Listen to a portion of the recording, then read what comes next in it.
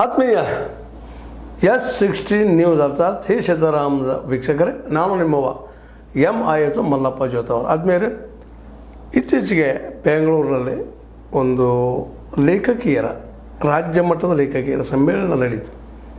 ಅದು ಅಧ್ಯಕ್ಷತೆ ವಹಿಸಿದಂಥ ಶ್ರೀಮತಿಯವರು ಭಾಳ ಚೆನ್ನಾಗಿ ಮಾತಾಡಿದ್ದಾರೆ. ವ್ಯವಸ್ಥೆ ಬಗ್ಗೆ ಮಾತಾಡಿದ್ದಾರೆ, ವ್ಯವಸ್ಥೆ ಬದಲಾವಣೆ ಬಗ್ಗೆ ಮಾತಾಡಿದ್ದಾರೆ. ಪಿತೃ ಪ್ರಧಾನ ವ್ಯವಸ್ಥೆ ಅಧಿಕಾರದ ಮಾದರಿ ಆಗಿದೆ ನಮ್ಮದಂತ ಹೇಳಿದ್ದಾರೆ. ಇವೆಲ್ಲ ಸತ್ಯದ ಸುಳ್ಳೇನಲ್ಲ. ಅವರ ಮನದ ನೋವಿನ ಮಾತುಗಳನ್ನು ಅಭಿವ್ಯಕ್ತಪಡಿಸಿದ್ದಾರೆ. ದೊಡ್ಡ ಒಂದು ಲೇಖಕರು ಹುಡುಕೊಂಡು ಈ ಚಿಂತನೆ ನಡೆಸಿದ್ದಾರೆ. ಬದಲಾವಣೆ ಸಹಜ ಗುಣ, ಬದಲಾಗಬೇಕಾಗಿದೆ, ಎಲ್ಲ ಕಡೆ ಬದಲಾಗಬೇಕಾಗಿದೆ ಅನ್ನೋಂಥ ವಾದ ಅವರು. ಸ್ತ್ರೀವಾದ ಪುರುಷವಾದ ಅನ್ನೋಕ್ಕಿಂದ್ರೆ ಈಗಾಗಲೇ ಪುರುಷವಾದ ಅದ ನಮ್ಮಲ್ಲೇ. ಪಿತೃ ಪ್ರಧಾನ ಅದ. ಪಿತೃ ಏನು ಹೇಳ್ತಾರೆ ಅದ ಫೈನಲ್ಲ. ಅಪ್ಪ ಏನು ಹೇಳ್ತಾರೆ ಅಪ್ಪ ಮುಖ್ಯ ಅವು ಮುಖ್ಯ ಅಲ್ಲ ಅನ್ನುವಂಥ ಒಂದು ವಾದವನ್ನು, ಒಂದು ವಿಚಾರವನ್ನು ಇಲ್ಲಿ ಮಂಡಿಸಿದ್ದಾರೆ. ಎಲ್ಲರೂ ಮಂಡಿಸಿದ್ದಾರೆ ಅದರಲ್ಲೂ ಮುಖ್ಯವಾಗಿ ನಮ್ಮ ಶ್ರೀಮತಿಯವರು HS ಶ್ರೀಮತಿಯವರು ಅವರಿದ್ದಂಥವರು ವಿಶೇಷವಾಗಿ ಪಿತೃಪ್ರಧಾನ ವ್ಯವಸ್ಥೆಯನ್ನು ಹೇರುವ ಸಾಮಾಜಿಕ ಚಹರೆಯು ಅಧಿಕಾರ ಮತ್ತು ಅಧೀನತೆಯ ಮಾದರಿಯಾಗಿದೆ. ಬಲಾಢ್ಯರು ಬಲಹೀನರನ್ನು ತುಳಿದು ಸಂಪನ್ಮೂಲಗಳ ಮೇಲೆ ನಿಯಂತ್ರಣವನ್ನು ಸಾಧಿಸುವ ತಂತ್ರಗಾರಿಕೆ ಆಗಿದೆ. ಸಂಪನ್ಮೂಲಗಳ ಮೇಲೆ ಅಂದರೆ ಅರ್ಥವ್ಯವಸ್ಥೆ ಮೇಲೆ ತಮ್ಮ ಹಿಡಿತವನ್ನು ಸಾಧಿಸ್ಕೊಂಡ್ಬಿಟ್ಟಿದ್ದಾರೆ. ಹೀಗಾಗಿ ಈ ಮಾದರಿ ಏನದಲ್ಲ, ಪಿತೃಪ್ರಧಾನ ಮಾದರಿ, ಅಪ್ಪ ಮುಖ್ಯ, ಅವನ ಕೈ ದುಡ್ಡದ, ಅವ ಹೆಚ್ಚಿನವ ಅನ್ನುವಂಥ ಮಾತನ್ನು ಸ್ಪಷ್ಟವಾಗಿ ಹೇಳ್ತಾ ಇದ್ದಾರೆ. ಈ ಹೇಳುವಲ್ಲೇ ಅವ್ರಿಗೆ ಇವತ್ತು ನಾವು ಸ್ವತಂತ್ರ ಆಗಿದ್ದೀವ ಅನ್ನೋಂಥ ಪ್ರಶ್ನೆನೂ ಅವ್ರಿಗೆ ಅದು. ಸ್ತ್ರೀವಾದ ನಾವು ಮಾಡ್ತೀವಿ, ಎಲ್ಲ ಮಾಡ್ತೀವಿ, ಆದರೆ ನಮಗೇನು ಬೆಲೆ ಅದ ಇವತ್ತು ಅನ್ನುವಂಥ ನೋವು ಅದಾಗ. ಅದೇ ಕಾಲಕ್ಕೆ ಇನ್ನೂ ಅವ್ರಿಗೆ ಭಯನೂ ಅದು ಇಲ್ಲಂತಲ್ಲ. ಯಾಕಂತಂದ್ರೆ ನಾವು ಅತಿಯಾಗಿ ಅವ್ರು ವಿರೋಧ ಮಾಡಿದ್ರೆ ನಮ್ಮ ಇಂತಹ ಒಂದು ವಿಶೇಷವಾದಂಥ ಕಾರ್ಯಕ್ರಮಗಳ ಸಹಿತ ಮಾಡಲಿಕ್ಕೆ ಕೊಡ್ತಾರೋ ಇಲ್ಲೋ ಅಂತ ಎಲ್ಲೋ ಒಂದು ಮೂಲೆಯಲ್ಲಿ ಅದ. ಈ 8ನೇ ಅಖಿಲ ಕರ್ನಾಟಕ ಲೇಖಕಿಯರ ಸಮ್ಮೇಳನದ ಅಧ್ಯಕ್ಷತೆ ವಹಿಸಿ ಮಾತಾಡಿದಂಥ HS ಶ್ರೀಮತಿಯವ್ರಿಗೆ ಇದೊಂದು ಆತಂಕವಾದ ಒಳಗಿಂದೊಳಗೆ. ಅದಕ್ಕಾಗಿ ಮೊದಲು ಹೇಳ್ತಾರೆ ಅವರು, ಪುರುಷರು ಕೂಡ ತಮ್ಮ ಸ್ವಂತ ಚೇರಿಯ ಗೊಂದಲದಲ್ಲಿ ಇದ್ದಾರೆ. ಪುರುಷರಲ್ಲಿ ಗೊಂದಲ ಅದ, ನಮ್ಮಿಂದ ಎಲ್ಲ ಅನ್ನುವಂಥದ್ದು ಅವ್ರಿಗೂ ಅದು ಇಲ್ಲ ಅಂತಲ್ಲ. ನಾವು ವ್ಯವಸ್ಥೆ ವಿರುದ್ಧ ಇದ್ದೇವೆಯೇ ಹೊರತು ಪುರುಷರ ವಿರುದ್ಧವಲ್ಲ. ಮತ್ತು ಕ್ಲಾರಿಫಿಕೇಶನ್ ಕೊಡ್ತಾ ಇದ್ದಾರೆ ಇವರಲ್ಲಿ. ನಾವು ಈ ವ್ಯವಸ್ಥೆ ವಿರುದ್ಧ ಇದ್ದೀವಿ, ಪುರುಷರ ವಿರುದ್ಧ ಅಲ್ಲ. ನಾವಿಬ್ಬರು ಕೂಡ ತಿಳ್ಕೊಬೇಕಾಗಿದೆ ಅನ್ನೋಂಥ ಮಾತನ್ನು ಮಾತಾಡ್ತಾ ಇದ್ದಾರೆ. ಸ್ತ್ರೀಯರ ಮೇಲೆ ಆಕ್ರಮಣ, ದಬ್ಬಾಳಿಕೆ, ಹಿಂಸೆ, ದೌರ್ಜನ್ಯವನ್ನು ನಡೆಸುವುದಿಲ್ಲ ಎಂಬ ತೀರ್ಮಾನವನ್ನು ಪುರುಷರು ಕೈಗೊಳ್ಳಬೇಕು ಅಂತ ಹೇಳ್ತಾ ಇದ್ದಾರೆ. ಇವು ಮಾಡೋದಿಲ್ಲಪ್ಪ ನಾವು ಸ್ತ್ರೀಯರ ಮೇಲೆ ಅನ್ನೋಂಥ ಒಂದು ನಿರ್ಧಾರ ತಗೋಬೇಕು ಅವ್ರು ಪುರುಷರು ಅನ್ನೋಂಥ ಮಾತು. ಇದು ಅಷ್ಟು ಸುಲಭದ ಕೆಲಸ ಅಲ್ಲ. ಆದರೂ ಅವ್ರು ಹೇಳ್ತಾ ಇದ್ದಾರೆ, ಮಾಡ್ರಿ ದಯವಿಟ್ಟು ಅಂತಿಲ್ಲ. ಸ್ತ್ರೀಯರ ಜೀವನದಲ್ಲಿ ಪ್ರೀತಿಯನ್ನು ತುಂಬಬೇಕು. ಪ್ರೀತಿ ವಿಶ್ವಾಸ ತುಂಬಿದ್ರೆ ಹೆಣ್ಮಕ್ಕಳನ್ನು ಇವತ್ತು ಒಂದು ಸಮಾನತೆ ನೆಲೆಗಟ್ಟಿನಲ್ಲಿ ಬದುಕಬಲ್ಲರು, ತಮ್ಮ ಬದುಕನ್ನು ತಯಾರಿಸಬಲ್ಲರು ಅನ್ನುವಂಥ ಮಾತನ್ನು ಮಾತಾಡಿದ್ದಾರೆ.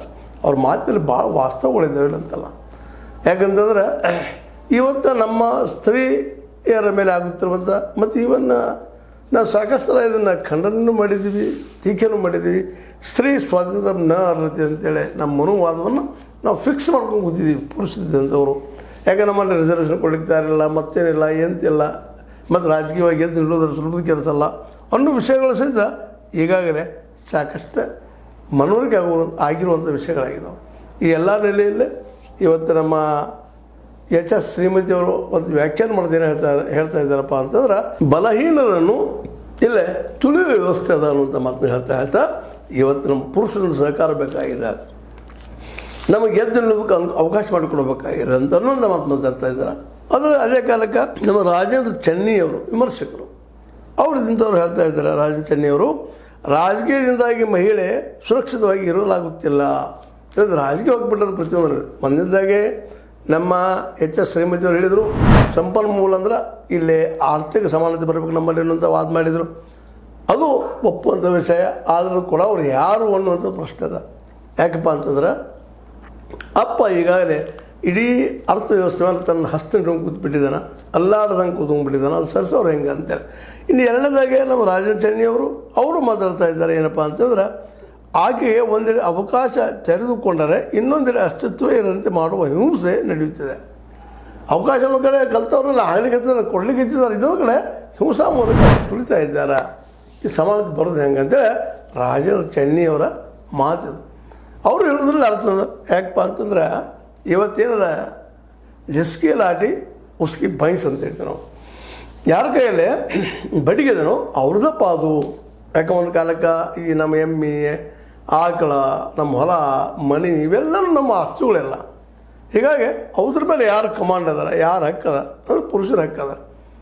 ಸ್ತ್ರೀಯರೇನಪ್ಪ ಅಂದ್ರೆ ದುಡಿಲಿಕ್ಕೆ ಇದ್ದಂಥವ್ರು ಅನ್ನುವಂಗೆ ಇವತ್ತಿಗೂ ಸಹಿತ ವಾತಾವರಣ ಅದ ಮತ್ತು ಫ್ಯಾಕ್ಟ್ರು ಅದ. ಅದೇನು ಸುಳ್ಳಿನಲ್ಲ. ಅಂಥ ಒಂದು ವಿಷಯವನ್ನು ಹೋಗ್ಬೇಕಾಗಿದೆ ಅಂತ ಅಂದ್ರೆ ರಾಜಕೀಯವಾಗಿಯೂ ಸಂಧಿಸಬೇಕು, ಆರ್ಥಿಕವಾಗಿಯೂ ಸಂಧಿಸಬೇಕು, ಮತ್ತು ಸಮಾನತೆ ಇಬ್ಬರು ತಿಳ್ಕೊಬೇಕು. ಇಬ್ಬರು ತಿಳ್ಕೊಳ್ಳೋದು ಯಾವಾಗ?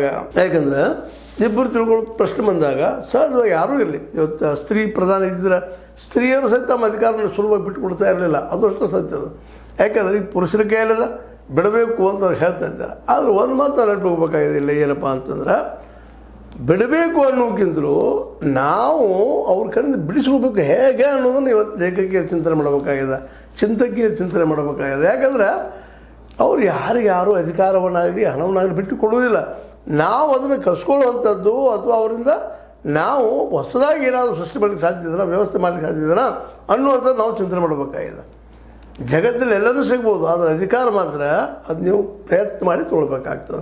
ಈ ನಮ್ಮ ರಿಸರ್ವೇಷನ್ ಕೊಡ್ರಿ ಎಷ್ಟೋ ವರ್ಷಗಳು ಕೇಳ್ತಾ ಇದ್ದೀರಿ ನನ್ನ ಮಕ್ಕಳು, ಇನ್ನೂ ಕೊಡ್ತಾ ಇಲ್ಲ. ಸಮೀಪದಲ್ಲಿ ಕೊಡುವ ಲಕ್ಷಣ ಕಾಣ್ತಾ ಇಲ್ಲ. ಯಾಕಂತಂದ್ರೆ ಈ ಸರ್ಕಾರಗಳು ಇವತ್ತಿನವರೆಗೆ ಎಷ್ಟು ಜನಸಂಖ್ಯೆ ಅದ, ಎಷ್ಟು ಹೆಣ್ಮಕ್ಳಿದ್ದಾರೆ, ಎಷ್ಟು ಹೆಣ್ಮಕ್ಳು ಅದಾರ ಅದನ್ನು ಮಾಡ್ತಾ ಇಲ್ಲ. ಜಾತಿ ಗಣತಿ ಮಾಡ್ತಾ ಇಲ್ಲ. ಇಂಪಾರ್ಟೆಂಟ್ ಅಂದ್ರೆ ಇವು. ಮತ್ತು ಈ ಎಲ್ಲ ನೆಲೆಯಲ್ಲಿ ನಾವು ಮೊದಲು ಚಿಂತನೆ ಏನು ಮಾಡಬೇಕಾಗಿದೆಪ್ಪ ಅಂದ್ರೆ ಮೊದಲು ಇವು ಆಗಬೇಕಾಗಿದೆ. ಇವು ಎಲ್ಲ ಕೇವಲ ಬರೀ ಮಾತಾಡೋದ್ರಿಂದ ಆಗೋದಿಲ್ಲ. ನಮ್ಮ ಹಕ್ಕನ್ನು ನಾವು ಕಸ್ಕೊಳ್ಳೋ ಸಲುವಾಗಿ ಅದು ತೆಗೆದುಕೊಳ್ಳೋ ಸಲುವಾಗಿ. ಕಸ್ಕೊಳ್ಳೋದು ಬೇಡ, ಶಬ್ದನ ಬೇಡ ಅದು. ಯಾಕಂದರೆ ಕಸಿದುಕೊಳ್ಳೋದ್ರಿಂದ ಮತ್ತು ಹಿಂಸೆಗೆ ಕಾರಣ ಆಗ್ತದೆ. ಮನವೊಲಿಸಿ ತಗೊಳ್ಳೋವಂಥದ್ದು ಅಥವಾ ಒಂದು ವ್ಯವಸ್ಥೆನ ಆರ್ಥಿಕ ತಾವು ಬಲಾಟೆ ಮಾಡ್ಕೊಳ್ಳೋದಕ್ಕೆ ಇವತ್ತು ಹೆಣ್ಮಕ್ಳು ಚಿಂತನೆ ಮಾಡಬೇಕಾಗಿದೆ. ಯಾಕಂದ್ರೆ ಯಾರ್ಯಾರು ಜಗದಲ್ಲಿ ಅಧಿಕಾರವನ್ನಂತೂ ಯಾರ್ಯಾರು ಬಿಟ್ಟುಕೊಡೋದಿಲ್ಲ ಅನ್ನೋದು ಸಾಕ್ಷಿಗಳಿದ್ದಾವೆ. ಎಷ್ಟು ಬೇಕು ನಿಮಗೆ. ರಾಜಕೀಯವಾಗಿಯೂ ಅಷ್ಟೇ ಅದ. ಈಗ ಇದ್ದಂಥ 33% ಮಾಡಬೇಕಪ್ಪ MP ಗಳದ್ದು ಅನ್ನುವಂಥದ್ದು, MLA ಗಳದ್ದು ರೆಸರ್ವೇಷನ್ ಅದು ಹೆಣ್ಮಕ್ಳಿಗೆ ಮಾಡೋರು ಯಾರು? ಯಾಕಂದ್ರೆ ಈ ಒಂದು ಪಾರ್ಲಿಮೆಂಟ್ನಲ್ಲಾಗಲಿ ಅಥವಾ ವಿಧಾನಸಭೆಗಳಲ್ಲಾಗಲಿ ಮೆಜಾರಿಟಿ ಪುರುಷರು ಅದಾರ. ಮತ್ತು ಅವ್ರ್ಯಾಕೆ ಮಾಡಿಕೊಡ್ತಾರೆ ರೀ? ಇದನ್ನು ಇವತ್ತು ನಮ್ಮ ಸ್ತ್ರೀವಾದಿಗಳು ತಿಳ್ಕೊಂಡು ಆ ದಿಶೆಯಲ್ಲಿ ಹೋದ್ರೆ ಏನಾದರೂ ಆಗ್ಬೋದು. ಹಾಗಾದ್ರೆ ಪಡೆಯೋದು ಹೆಂಗೆ? ಅದೊಂದು ದೊಡ್ಡ ಹೋರಾಟ ಇದೆ. ಹೆಂಗೆ ಸ್ವತಂತ್ರ ಹೋರಾಟ ಹೆಂಗಾಗಿದ್ರು ಅಂಥ ಹೋರಾಟ ಇಲ್ಲಿ ಆಗಬೇಕಾಗಿದೆ. ಅದು ಅಹಿಂಸೆಯ ಮೂಲಕ, ಮನ ಪರಿವರ್ತನೆ ಮಾಡೋ ಮೂಲಕ. ಇವೆರಡೂ ಭಾಳ ಕಷ್ಟ ಸಾಧ್ಯ. ಹೇಳೋದು ಭಾಳ ಸುಲಭ ರೀ, ಕೂಡಿ ಹೋಗೋಣ ಅಂತೇಳಿ. ಕೂಡಿ ಹೋಗೋ ಮುಂದೆ ನಾ ಯಾವಾಗಲೂ ಹೆಚ್ಚಿನ ಅನ್ನೋಂಥ ಭಾವ ಗಂಡಿನಲ್ಲಿ ಇರ್ತದೆ. ಅದಕ್ಕಾಗಿ ಹೆಣ್ಣು ಮಕ್ಕಳು ಅದನ್ನು ಯಾವ ರೀತಿ ಮುರ್ಲಿಕ್ಕೆ ಸಾಧ್ಯದ ಆ ದಿಶೆಯಲ್ಲಿ ಇನ್ನೂ ಚಿಂತನೆಗಳಾಗಬೇಕಾಗಿದೆ. ಬರೀ ಬಿಟ್ಟು ಕೊಡ್ರಿ ಅಂತ ಅನ್ನೋದ್ರಿಂದ ಆಗೋದಿಲ್ಲ. ಮತ್ತು ಪುರುಷರು ನಮ್ಮ ಶತ್ರುಗಳಲ್ಲ ಅಂತ ಹೇಳೋದ್ರಿಂದ ಆಗೋದಿಲ್ಲ.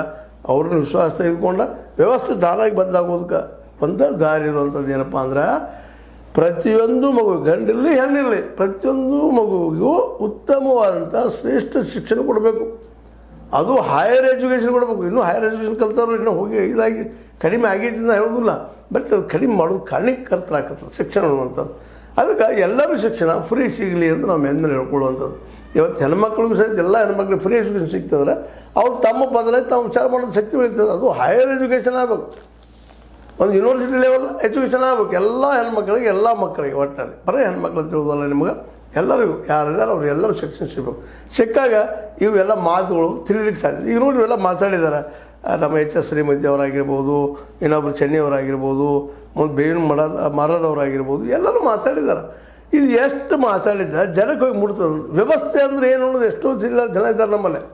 ನಮ್ಮ ಹೆಣ್ಣುಮಕ್ಕಳು ಸಾಕಷ್ಟಿದ್ದಾರೆ, ಬುದ್ಧಿವಂತರು ಸಹಿತ ತಿಳುವಳಿಕೆ ಕಡಿಮೆ ಅಂದಾಗ ನೀವು ಮಾತಾಡಿದ ಕೇವಲ ಒಂದು ಏನು ಸ್ಟೇಜ್ ಗೊತ್ತಂತ ನೂರಾರು ಜನರಿಗೆ ಎಷ್ಟೋ ಅದು ಒಪ್ಪಿಗೆ ಆಗ್ಬೋದಿನ ಇಡೀ ವ್ಯವಸ್ಥೆನ ಬದಲು ಮಾಡ್ತದೆ ಅಂತ ಹೇಳೋದು ಭಾಳ ಕಷ್ಟಕರ. ಅದೇನೋ ಅವ್ರ ಕಡೆಗೆ ಅಟ್ಲೀಸ್ಟ್ ಈ ವ್ಯವಸ್ಥೆ ಹೆಂಗದಪ್ಪ ತಿಳ್ಕೊಂಡು ಒಂದು ವಾದ ಮಾಡುವಂಥ ಒಂದು ಹಠಾರೆ ಬರಲಿಕ್ಕಂಥದ್ದು ಹೆಣ್ಮಕ್ಳಲ್ಲೇ ಭಾಳ ಸಂತೋಷ ಪಡುವಂಥ ವಿಷಯ. ಅದು ಬರಲಿ, ಅವರು ಹೋರಾಟ ಮಾಡಿದ ಗೆಲ್ಲಿ. ಯಾಕಂದರೆ ಸ್ವತಂತ್ರವನ್ನಾಗಲಿ ಅಥವಾ ಅಧಿಕಾರವನ್ನಾಗಲಿ ಮತ್ತೇನೋ ಆಗಲಿ ಅಷ್ಟು ಸ್ವಲ್ಪ ಬಿಟ್ಟು ಕೊಡೋದಿಲ್ಲ ಯಾರಾದರೂ ಅನ್ನೋದು ನಾವು ಇತಿಹಾಸ ನೋಡಿದ್ವಿ.